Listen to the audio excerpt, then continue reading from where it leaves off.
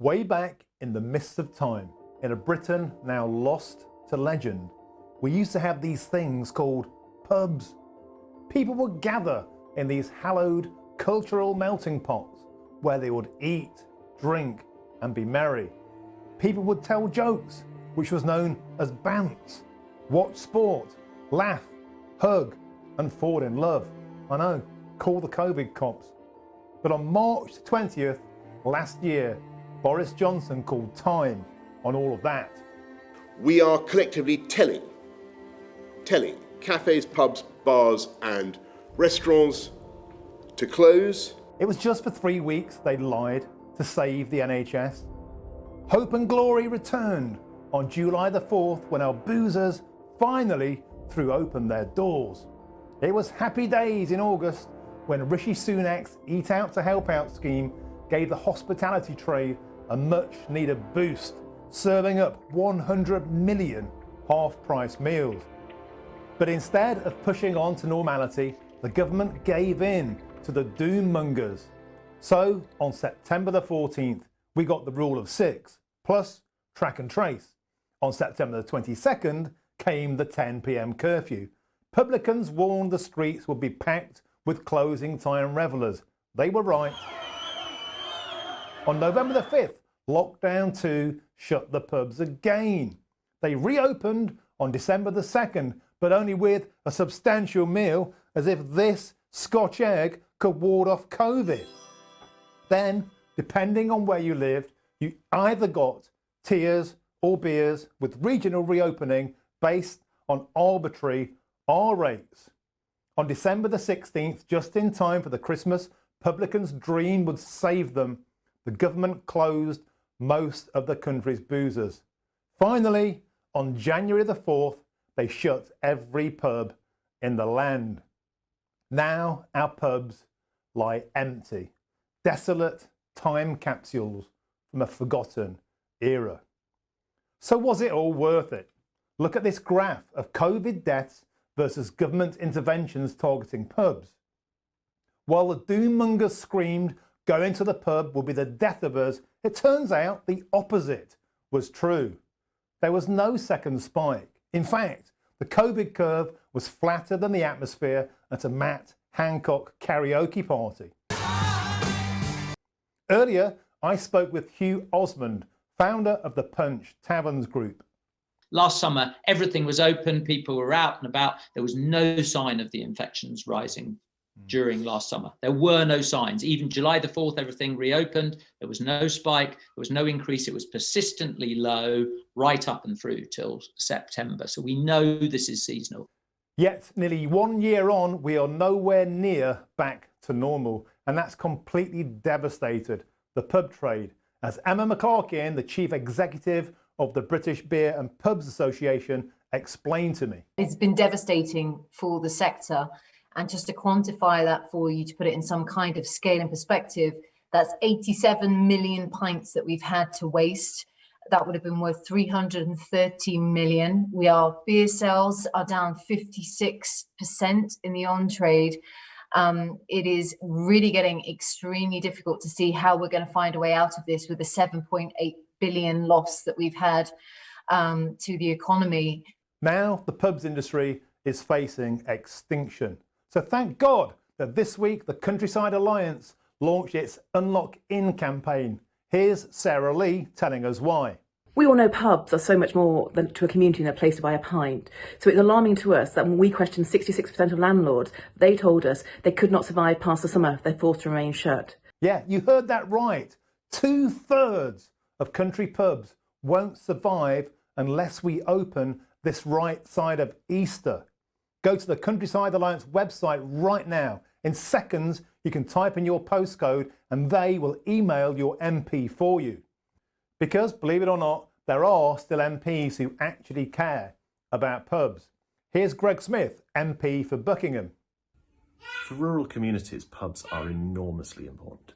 They're huge local employers, and often for many villages, they're the last business other than the local farms left. They're a focal point for the whole community, not just for a pint or a meal out, but to bring people together. And it's vitally important we get all of our pubs are open with the stimulus they need to ensure that they've got a prosperous future, having had what can only be described as a really grim 12 months.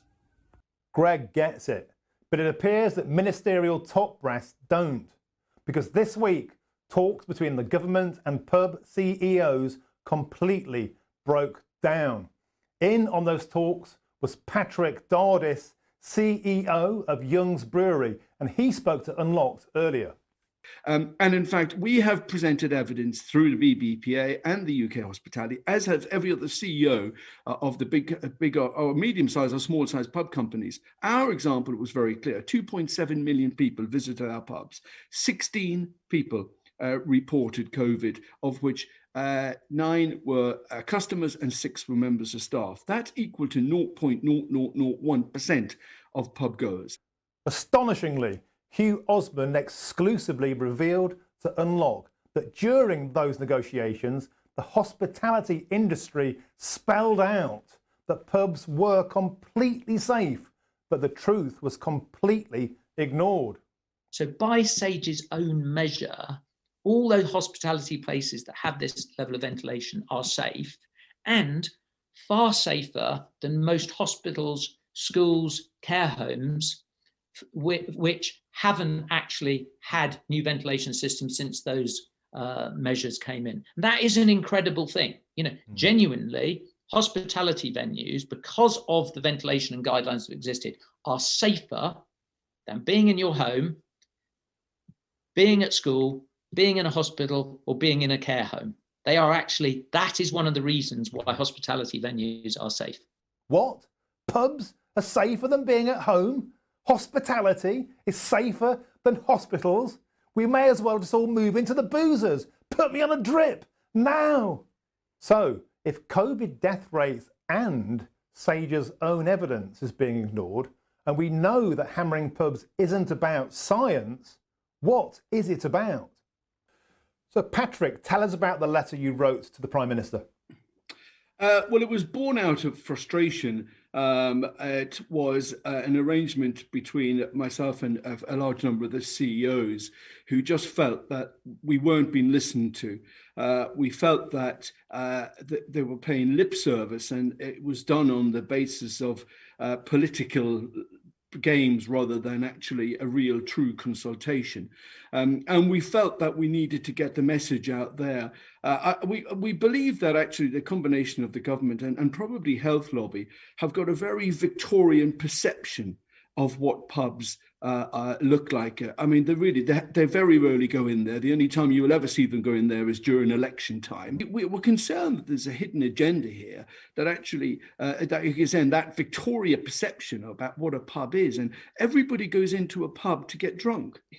I mean, it is just so out of date. And I do think that actually a combination of some key cabinet members and the health lobby are actually putting out stories that are not true. You've got to wonder, do politicians and public health officials even care about saving our pubs? Worse, do they secretly hate pubs? Or even do they want to stop us boozing altogether?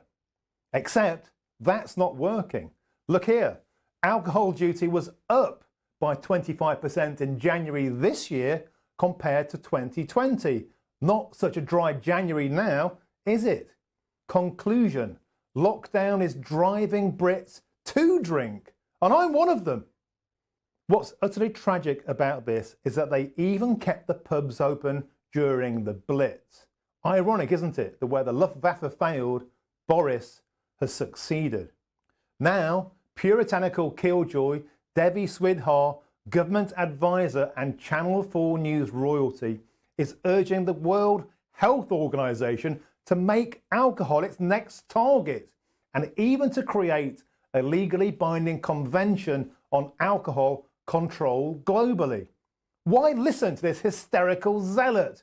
She got it completely wrong on pubs. She called them super spreader events without offering a single shred of actual evidence.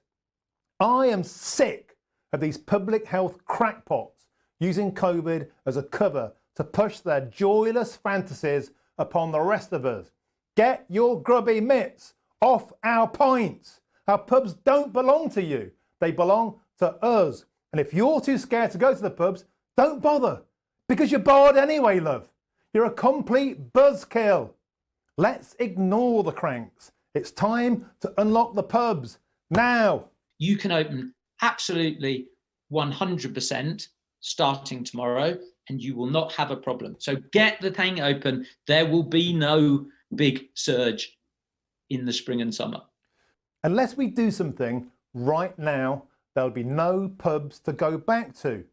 Friend of Unlocked and Essex publican Adam Brooks told us what the last year's been like for our nation's landlords. It's been a year from March, ups and downs. You know, I'm preparing hopefully to open in April.